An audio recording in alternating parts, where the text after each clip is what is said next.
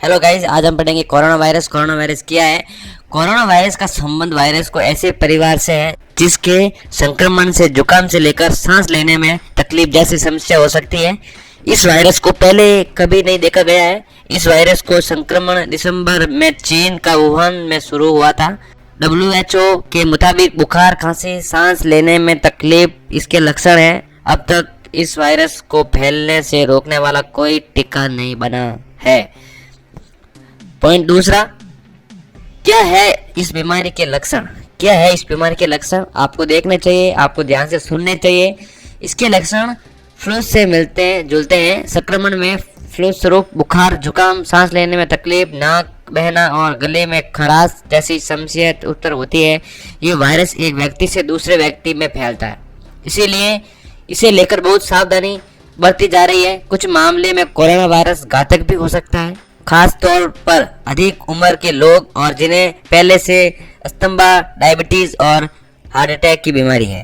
ठीक है, ये लोग इन चीज़ों से दूर रहे जिनको पहले से डायबिटीज है, हार्ट अटैक की प्रॉब्लम हुए और अस्थमा की प्रॉब्लम हुए, तो आप जांच करावे। हमारा तीसरा पॉइंट है, क्या है इससे बचाव के उपाय? कोरोना वायरस से बचने का उपाय है, हम पढ़ाएंगे, आपको सब कुछ समझाएंगे भी। स्वास्थ्य मंत्रालय ने कोरोना वायरस से बचने के लिए दिशा निर्देश जारी किए हैं, जिनके मुताबिक हाथों को साबुन से धोना चाहिए। अल्कोहल आधारित हैंड रब का इस्तेमाल भी किया जा सकता है। खांसते और छींकते समय नाक और मुंह रुमाल या टिश्यू पेपर से ढककर रखें। जिन व्यक्तियों को कोल्ड और फ्लू के लक्षण, उनसे दूरी बना के रखें। अंडे और मांस सेवन से बचें। जंगली जानवर के संपर्क में आने से बचें। इसमें कह रहे हैं, इसमें ये बता रहे हैं, खाने से पहले घर में आते हो तो आप अपने हाथ धोइए, मुंह धोइए।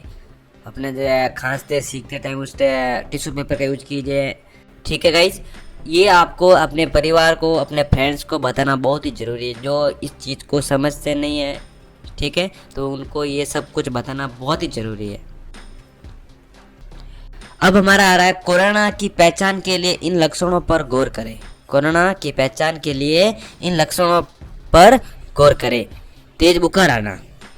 तेज बुखार आना, अगर किसी व्यक्ति को सूखी खांसी के साथ तेज बुखार है तो उससे एक बार जरूर जांच। तापमान 100 डिग्री फ़ारेनहाइट 37.7 डिग्री सेल्सियस या इससे ऊपर पहुंचता है तभी ये चिंता का विषय है। अगर आपको खांसी के साथ साथ तेज बुखार आए तो ये भी बहुत बड़ा खतरनाक है, घातक है। पॉइंट दूसरा, कफ और सूखी खांसी।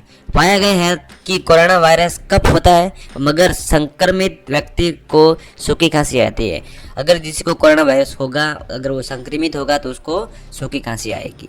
ठीक है, अब हमारा तीसरा पॉइंट, सांस लेने में समस्या। कोरोना वायरस से संक्रमित होने के 5 दिनों अंदर व्यक्ति को सांस लेने में समस्या हो सकती है। सांस लेने की समस्या दरअसल फेफड़ों में फैलते कफ के कारण होती है। कफ मतलब गले में कफ जमना।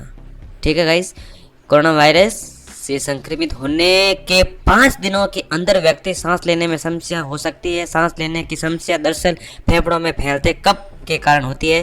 फ्लू, कोल्ड जैसे लक्षण विशेष स्वास्थ्य संगठन WHO के अनुसार कोरोना वायरस से संक्रमित होने पर कभी कभी बुखार, खांसी, सांस में दिक्कत के अलावा फ्लू और कोल्ड जैसे लक्षण भी हो सकते हैं।